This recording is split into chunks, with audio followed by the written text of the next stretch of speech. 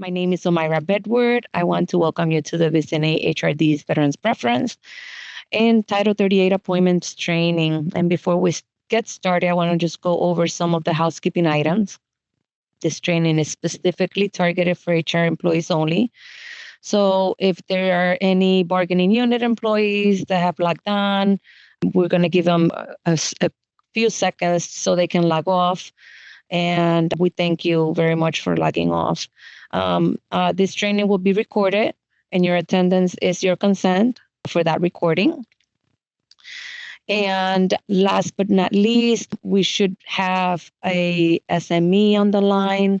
In the case that the SME is not able to make it, I think that I have an extensive experience in HR, specifically in Title 38. I don't know everything, but I think I'm very well versed in Title 38. And I am very well versed in veterans preference. But if a question comes up that I am not able to answer, I will definitely take that question. I will do more research and I will definitely provide you with an answer. Okay. So if there's something that I cannot answer, we will take it back and get the response for you. So I would like to introduce our Human Resources Development Department. We are led by our Chief Marcus James. And our team is composed of Lisette Lima, Valerie McKinney, Samantha Montalvo, Angel Torres Morales, and myself, Omaira Bedward. We have just said farewell to our colleague, Jose Nieves Lopez. You see his name there. He has moved on to a great opportunity, and he's no longer with our team. I just was not able to update the slide. So I apologize for that. All right. So the purpose of this course is to familiarize HR specialists with the requirements for applying veterans preference in Title 38. All right. The learning objectives. After completing this course, we hope that you can identify references for Title 38 veterans preferences that describe the responsibilities of those involved in applying Title 38 veterans preference, and explain the procedures involving non-selection of veterans preference, including documentation requirements. So those of you that are not that familiar or don't do Title 38 much, full Title 38, there's these positions that are specific to full Title 38, and they're physicians, dentists, podiatrists, chiropractors, optometrists, nurses, and that's including the nurse anesthetics, physician's assistants, and expanded function dental auxiliaries, EFDA, we're going to call it. I like to probably just make a quick note. So we call all these positions usually doctor. However, not all doctors are full Title 38. So the only ones that are full Title 38 are this list of doctors. A lot of people might think psychologists, because they're a doctor, they're a full Title 38. But they're not. They're a hybrid. They're not a physician. So just make sure that you know the difference, okay? Or look into the guidance. So I thought it was important to just go over the veterans preference definition, right? The regulation addresses veteran preference for Title 38, but it's not extensive. So we have to go back to what the definition is in the books, in the handbook, to see what veterans preference is. And then we can look at how it applies to Title 38, okay? So veterans preference gives eligible veterans preference in appointment over many other applicants. To receive veterans preference, a veteran must have been discharged or released from active duty in the armed forces under honorable condition, and this includes honorable and general discharge, as defined in 5 U.S.C. 2101 parentheses 2. And the armed forces is determined, or they mean Army, Navy, Air Force, Marine Corps, and Coast Guard. The veteran must also be eligible under one of the preference categories. So the veteran's preference applies only to all new appointments in the competitive service and many in the accepted service. Veterans preference does not guarantee a veteran a job. It does not apply to internal agency actions such as promotions, transfers, reassignments, and reinstatements. And if we look at the exercise that we just did, it was an internal announcement for the nurses. so the veteran's preference does not apply. And you can find all this in our vet guide, which I have included the link to the vet guide on several of the slides. And also you can find this on VA Handbook 5005, Part 2, Chapter 2, Section A. Now, this is what the guidance says for applying Title 38 Veterans Preference, okay? It's found in, you see it at the top, is VA Handbook 5005, Part 2, Chapter 3, Section A, Paragraph 3A, okay? I am a big proponent of always going to the guidance, always going to the regulation, always going to the handbooks. I do not like to go by memory. Things change. All of a sudden, I spent 14 years doing staffing, and there were several times that I thought I remember what something said, and then when I went to verify it, it wasn't exactly what I thought.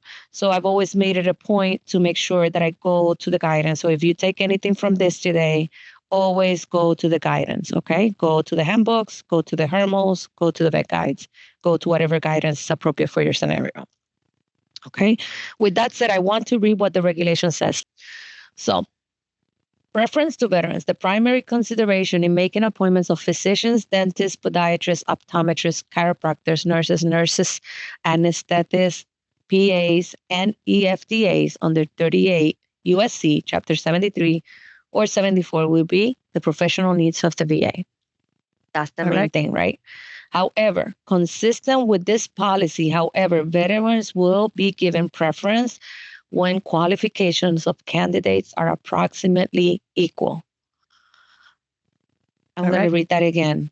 Consistent with the policy, however, veterans will be given preference when qualifications of candidates are approximately equal.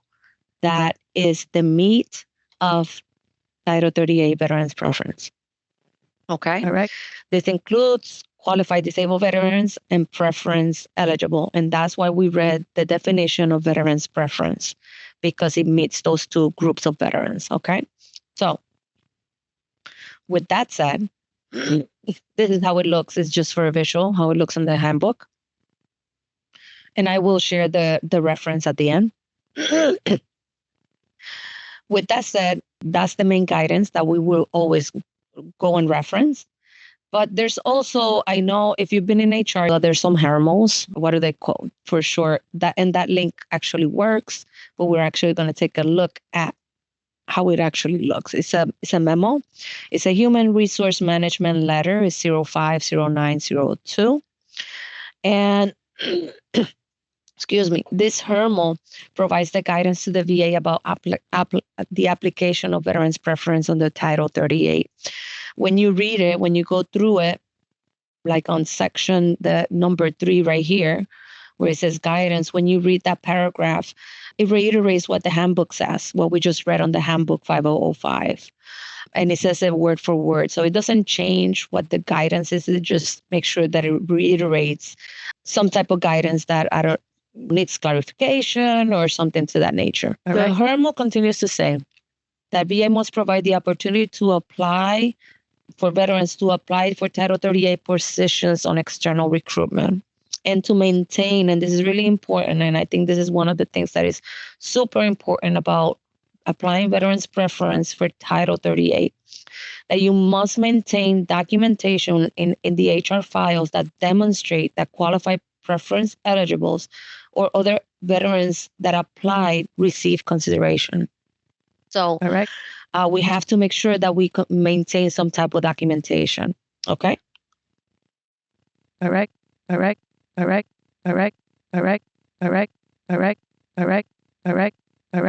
So the memo actually addresses responsibility. So it clarifies.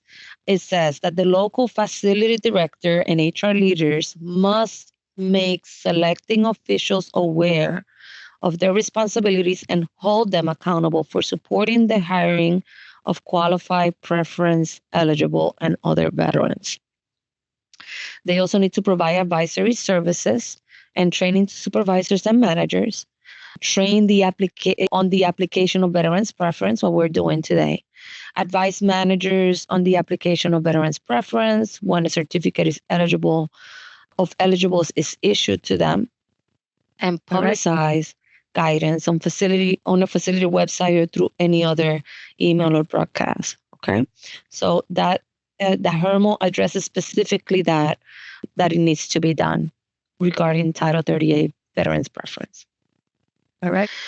With all of this said, we can't forget that we also always look at the guidance on the vet guide, because that's one of the main things that we look at when we're looking for veterans preference.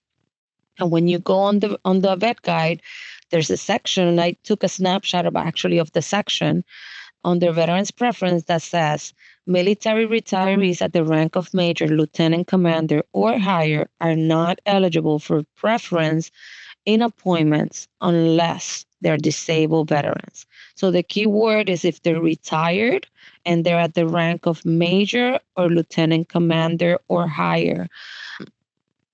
And I stressed this, and a very important thing to mention is what's in parentheses. This does not apply to reservists who will not begin to draw their military retired pay until age 60. So if they're retired as a reservist, it doesn't apply because they're not going to draw from that retirement until 60. So the reason that I wanted to bring your attention to this is because in my at least 10 of my years in recruitment was hiring physicians, and I did it for the facility. I was the sole recruiter for the facility.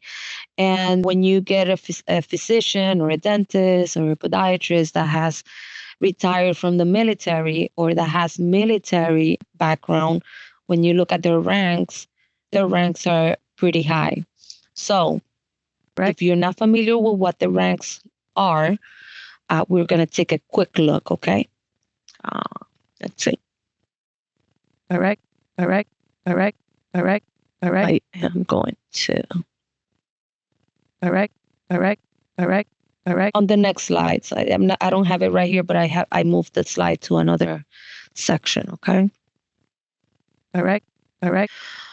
So, veteran preference in Title 38, non-selection procedures. So that is also found on the HRML, okay? And it's also found on the handbook on 5005, Part 2, Chapter 3. It says that at a minimum, facilities must be able to demonstrate from the written record why the qualifications of non-selected preference eligible and other veterans are not approximately equal to those selected candidates who either lack preference or are non-veterans, respectively.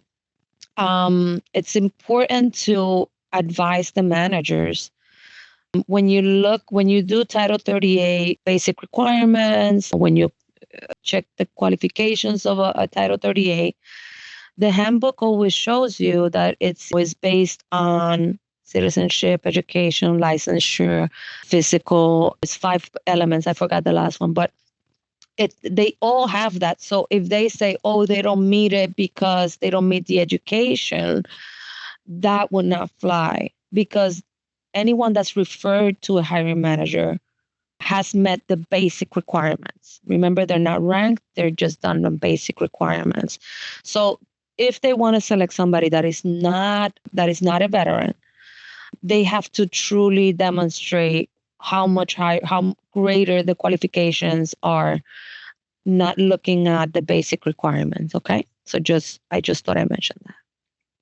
All right. So the documentation for this, it can be made in a memo format. They can obviously also incorporate information that they gained through the interview. And a very important thing, if there's an announcement there, the duties of the position and preferred experience must be documented in the announcement if you're going to base your non-selection of veterans preference on experience. Okay. All right. Now, I thought it would be important or good to just go over a DD-214. I'm not sure if everyone can just give me a thumbs up if you are very familiar with DD-214s, or down. I just want to gauge how familiar people are when looking at the DD-214s. All right. Okay. I see thumbs up. So everybody is very familiar. Now, all right, going to, all right, thank you, Angel. All right, okay. So just a couple that are not. So I am going to do it for the couple that are not. Okay, so please bear with me. I always like to ensure that everyone understands. Okay, so for those that are not that familiar, and I was trying to make this a big screenshot, so but it didn't work. It just keeps getting blurrier and blurrier. So this was the best that I could do. However, I did highlight on this DD214. This is just a generic DD214 that I found. I sanitized it and I just highlighted the important blocks. Okay. Now, important blocks is block number 2 because you want to know which service, because the rank structure changes from different services. So you want to know what an O4 is in the Army as opposed to an O4 is in the Coast Guard, which is a different rank. Okay. So you want to make sure that what the department or the component it is, the branch. You want to know block number 4, which is the rank, block number 4, A and B. I'm sorry. I'm going to just see if I can point them here with my little cursor. Are you guys able to see my cursor, or do I need to use the pointer? All right. Perfect. So 4A, 4B is the grade. I mentioned then these are the dates of service. Here, I didn't highlight it here, but this is the specialty, their job, their MOS. This is very important when you're adjudicating the different awards, the different medals. There's some ribbons that will give somebody veterans preference. And you will also want to look at the remarks. What number is it? Sorry. The decorations and the remarks 13 and 18. These are all very important. And obviously the character of service at 23 and 24, which it tells us what their discharge is. And if you are looking at somebody that is an 04, either below or above, above 04 or above, you want to see what's the reason for separation, which is block 28, which I forgot to highlight. Okay, because it should say something like retire, completed full service, meets retirement, or something to that nature. Okay. All right.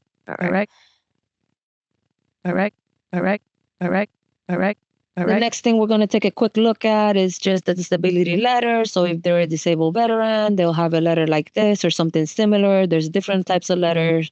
We don't need any other letters that have the amount of money that they get. We only need to know what their rating is. All right. So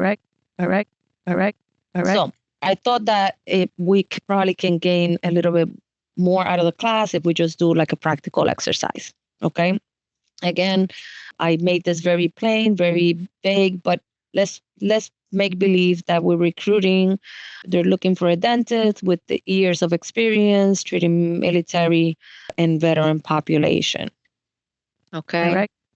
Let's meet Dr. John. Dr. John is a captain. He's a dentist, he's board certified. He has 20 years of experience, but he's also retired from the Coast Guard, and his grade is an 06. All right. He is a disabled veteran, and he has provided his disability letter with 30% service connected. All right. I made up this DD214 kind of to try to reflect Dr. John or Captain John. And I kind of highlighted or made it bold here as to the things that we would look at. He is in the Coast Guard. He is a captain. His grade is 06. He did 20 years when you add this time up. And here it tells me that he retired, he met his time of service, and that he was honorably discharged. He also provided his disability letter. And for those of you that are not familiar with the ranking structure in the military, the Vet Guide has a very good little table here that will tell you what it is. And if you go to the Vet Guide, the link is Appendix C. Okay, So you look up here, Army, Air Force, and Marine Corps have the same rank structure or grade structure, I should say. And then for the Navy, Coast Guard, and the NOAA, which is the National Oceanic and Atmospheric Administration, they have a slightly different. So what I mean by that is a major in the Army is an 04, but an 04 in the Navy is a lieutenant commander. And when we look at Dr. John, he said that he was an 06. So in the Coast Guard, he is an 06 is what? A captain. As opposed to in the Army and the other forces listed here, he would be a colonel. So now we know his rank, all right, his background. So now we're going to take a look at the other candidate, okay? This is Dr. Smith. He is a dentist. He's board certified. He has 20 years of experience. He's been in the private sector, and he has treated veterans in his practice. All right. So I'm not going to put it up, but what do you think? Do you think Dr. John, just type it in the, I didn't do a poll for it, but if you can type it in the chat, which one of the two doctors, or if they can select one or the other, or do they need to give preference to Dr. John? All right. What do you think? All right. And let's go back to the scenario. Let me just go back. All right. The scenario was they're looking for a dentist with years of experience treating military veteran population. So this went out to the public. All right. The last person we saw was Dr. John. Any guesses? All right. I'm gonna go.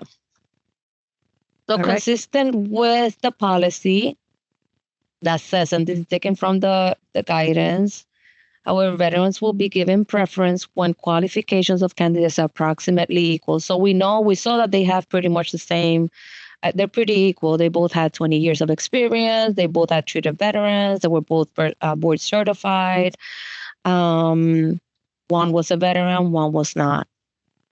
All right. However, because the guidance said that the selection has to be for the disabled veteran, right? He had retired from the military, was above the 04. So on those bases, you couldn't give him they wouldn't have to select them. But because he was a disabled veteran, they have to select the veteran. All right. In the case that they don't want to select the veteran, which I've been in staffing, I know that many managers, they hear veteran and they do not want to select the person. Then there's a procedure for that, which I think that we went over it quickly in the slides before. They would have to document specifically why Dr. Smith is more suited for the position than Dr. John, who is the veteran. All right. Let's take a look at another scenario. This one is an internal facility announcement. It's an RN for primary care. Let's meet Nurse Onia. She has 20 years of experience. She's an RN. 10 years of that experience is working in primary care at different locations. Her experience includes military service and VA experience. And she's retired from the military at the 04 grade major rank. All right. The next candidate is Nurse Richards. She also has 20 years of experience in various private sector practices. 10 years of experience is within the VA, and she has experience with the veteran population. All right. What do you think? All right. Based on the qualifications, they meet the basic requirements as stated in Handbook 5005, and they are approximately equal. However, in this case, veteran preference doesn't apply. The veteran was retired at the rank of major for kicks. However, this was an internal announcement, which the veteran preference doesn't apply. So the hiring manager can select either. All right.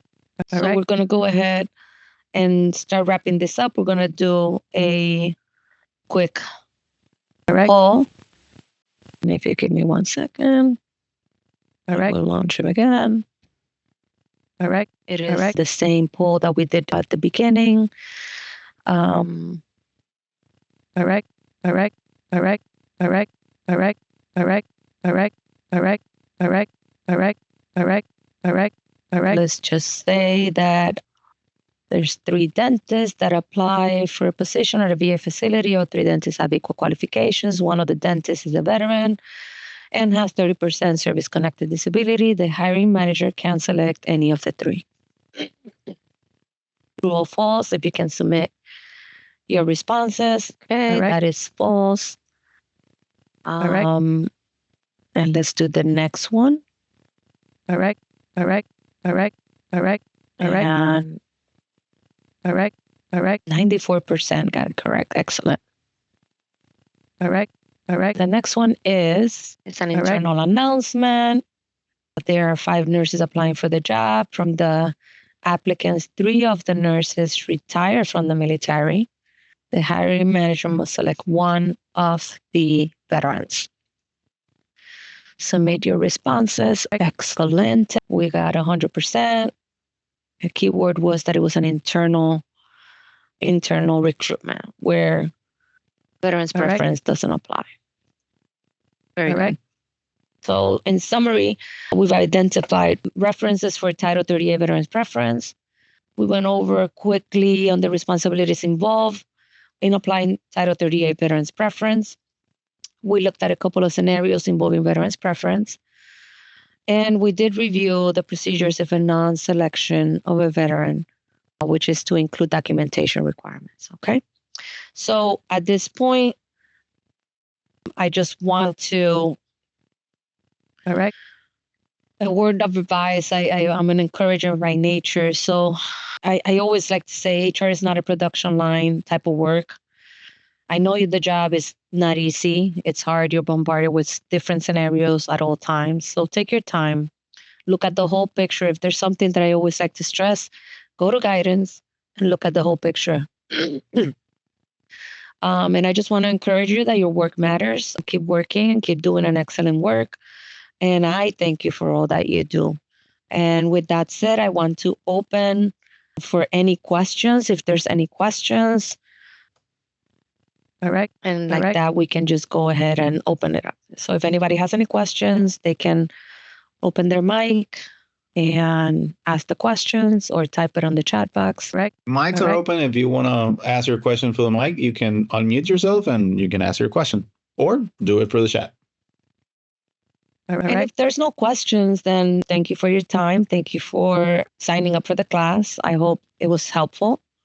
All right, guys. Have a great afternoon.